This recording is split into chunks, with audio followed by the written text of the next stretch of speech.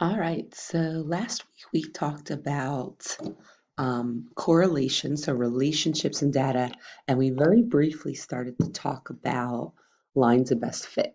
Today we're going to sort of dive into the topic of lines of best fit in a little bit more detail. We're actually going to draw our own lines today, and we're going to write the equations for those lines. So remember, we can look at this first example to kind of help us do this. It says a scatter plot represents the sales of ice cream based on the outside temperature.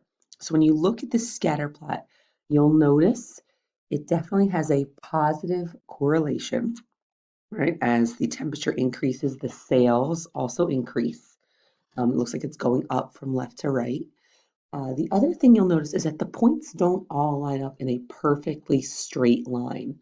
So here's where we use a line of best fit, where a line of best fit is used to model or represent data, and then it's also used to make predictions about sort of future occurrences. So since these points all appear to be having a positive relationship, they're sort of lining up in a line, but not a perfectly straight line. What we can do is draw a line of best fit to sort of model or represent the data. So I'm going to grab my ruler. And the first thing you'll notice here is that I'm going to sort of let the ruler or my line model the sort of slope or trend of the data. Notice that I'm not making it really steep like this because that would not be a good representation. I'm also not making it, have a negative slope because that would not represent the data well. I want to find a line or draw a line. It's sort of going to go in and among all the data points. Now, some of the big keys there, you'll see I have it in step one. Your line of best fit does not actually have to go through any of your data points, right? So that is a common misconception. A lot of times people get hung up on the fact, like, does the line have to go through any points? The line does not have to go through any points. So once I think I found a good line, I'm going to roughly sketch it here. Right? Take my ruler away. So again, if we look at that line, that would be a good line of best fit for a couple of reasons.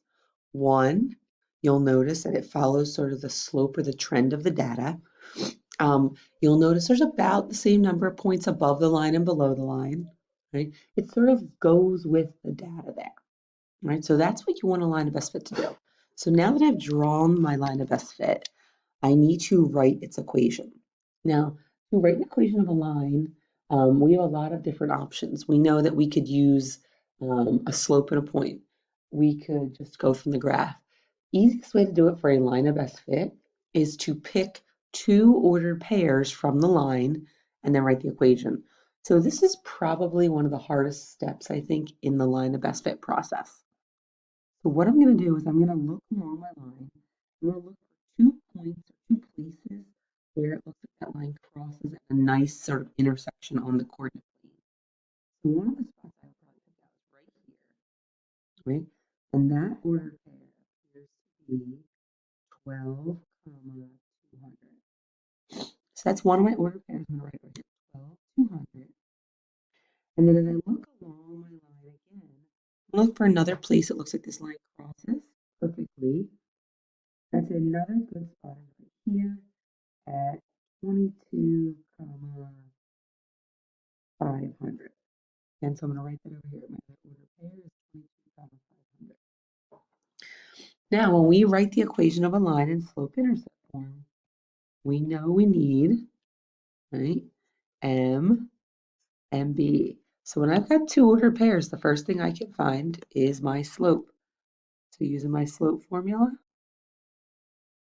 y2 minus y1 over x2 minus x1. All right, so I'm going to get 300 over 10, which equals 30.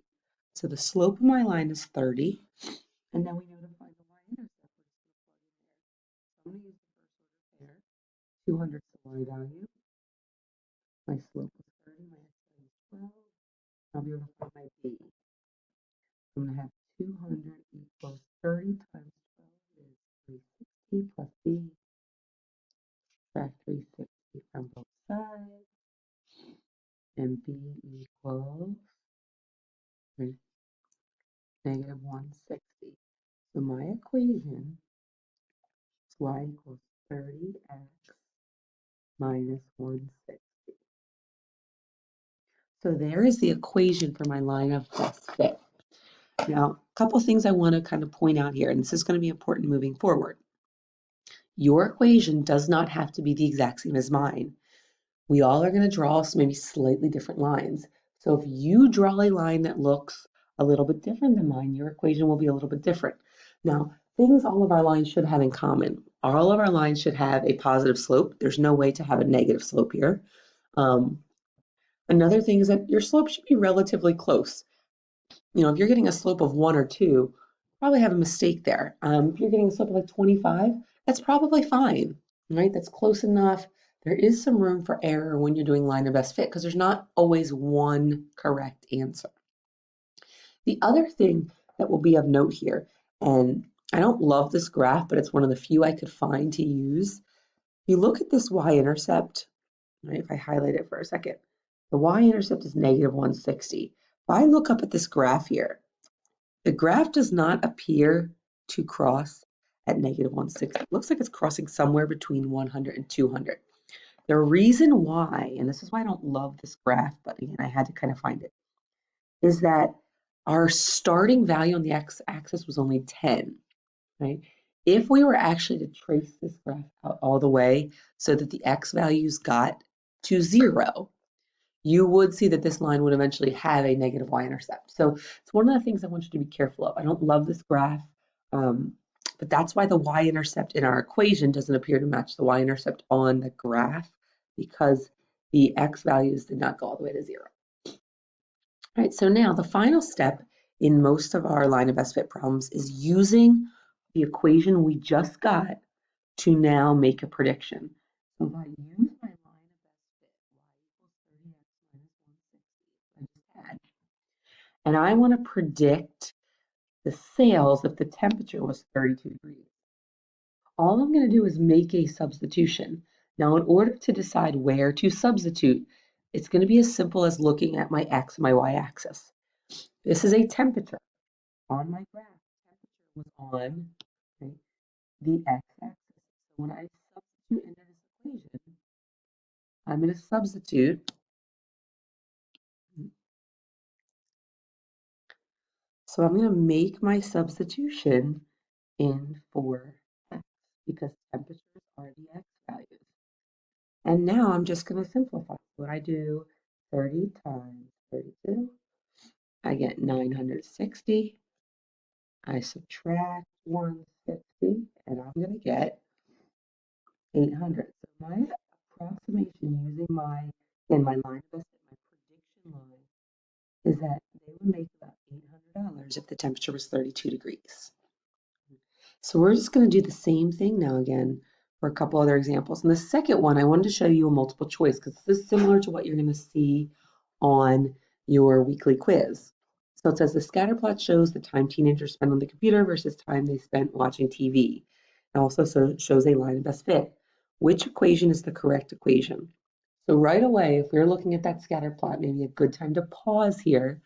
What type of correlation does that data show? If you said negative correlation, you are correct, which means this line of best fit, right, has a negative slope. You look at the red line on there, it has a negative slope. So right away, I would probably eliminate choice A because it has a positive slope, right? The next thing I would probably look at, when I look at where this line is touching or crossing the y-axis, it looks like it's exactly halfway between 180 and 240. So that would be a b value of 210. But when I look at my choices, I would get rid of B then because that p value is negative 210. So now I'm really left with two options. They both have a y-intercept of 210. They both have a negative slope. Which one would be closer? And when I'm looking here again, now I'm just going to pick out some points. So if I'm looking along here, let me find a different color to sort of make this pop. I might notice that we've got a lot of points here, a lot of points where it looks like this crosses evenly, right? So if I pick any two of those points, right, let's say I use those first two. So that first order pair was 60 comma, 180. That's this one right here. That was 60, 180. And then this one was 120, comma, 150. If I go to find the slope between those two ordered pairs, when I find it, 150 minus 180 over 120 minus 60 is negative 30 over 60, which is negative 1/2. And that would mean that choice C is correct. So when you're doing some of your multiple choice this week, a great strategy for any of those, like matching the equation to the graph, look at the type of slope, you probably can eliminate an answer. Look at the y-intercept, you can probably eliminate an answer. And then it's determining which of the two choices left has sort of the better slope. And the final one that we're going to do here together is we're just going to draw a line of best fit and go from there. So it says draw a line of best fit for the scatter plot and then use it to, there's no prediction here, right? Maybe I'll make up a prediction when we go. All right, so the first thing I'm going to start with again, finding a good line of best fit. So positive correlation, I'm looking for, right? That looks pretty good. Let's draw it in there. Let's take a look. Right? Again, I think that that line represents the data pretty well. Follows sort of the general slope or trend of the data, about the same number of points above and below. And now I need to pick out the points. Remember, this is where I think the hardest part is. So I'm looking for points along my line where it looks like it crosses maybe nice evenly. Right, so I'd say maybe like right here. So that ordered pair would be 12, comma 140. And maybe right there, another one which is 14, comma 160. All right, so when I go to find the equation of my line then, okay, I'm going to find the slope first. So I do slope formula, 160 minus 140 over 14 minus 12. So I get 20 over 2, which is 10. Oh, that's coincidental. They will not all have a slope of 10. Our first one did as well. And then I go to y equals mx plus b. My slope is 10. I'll use that first order pair. 12 is the x value. 140 is the y value. 10 times 12 is 120. Subtract 120 from both sides. My b value is 20. So my equation is y equals 10x plus 20.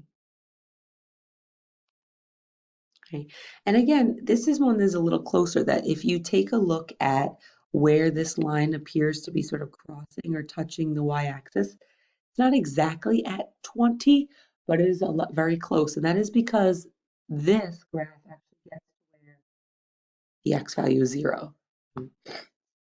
And there's our equation for that last one. Right?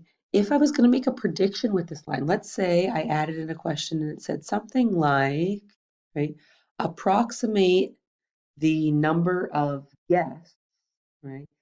If, let's say, if the cost was, I don't know, cost was, let's say, pick a big number here, like $400, right? How many guests?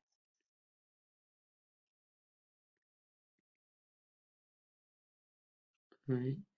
And so if I was going to do this, again, I'm using my line of best fit. When I go to use my line of best fit, since the cost is $400, that's the value I know, and cost are my y values in this problem, right?